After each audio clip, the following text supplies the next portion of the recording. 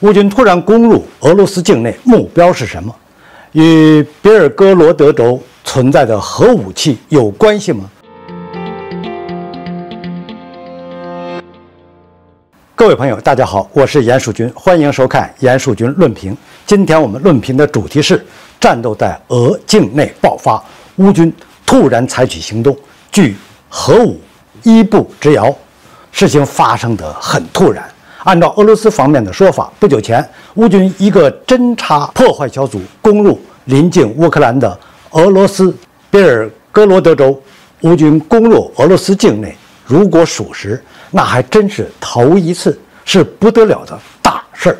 这意味着俄乌冲突进入了一个新的阶段，整个战场局势也将发生巨大的变化。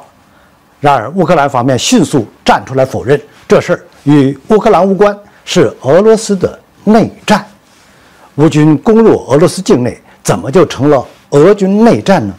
原来这支攻入俄罗斯境内的部队身份非常特殊，他们全都是俄罗斯人。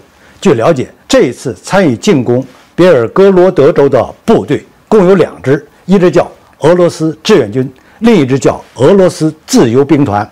前者是一个从俄罗斯叛逃的民兵组织，后者由反水的俄军战俘组成。虽然这2支部队都在乌军的作战编队下，但从本质上，他们都是不折不扣的俄军士兵。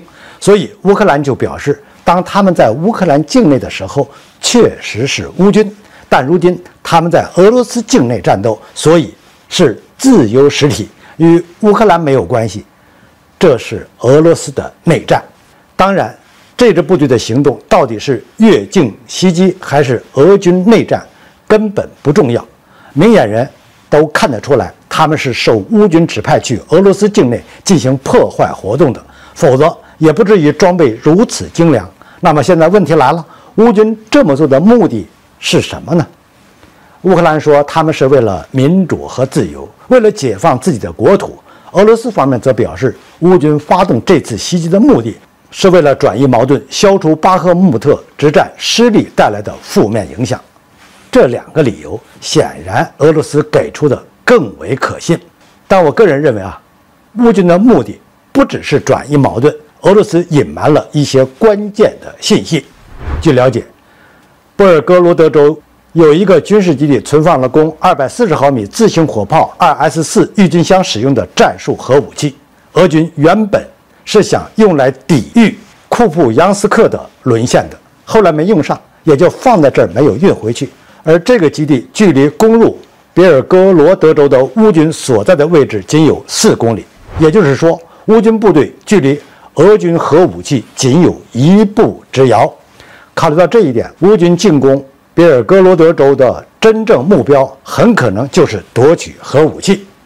不过，俄罗斯的反应也很快，在短时间内立即组织撤离行动，将该基地的核武器进行了转移。乌军算是扑了个空。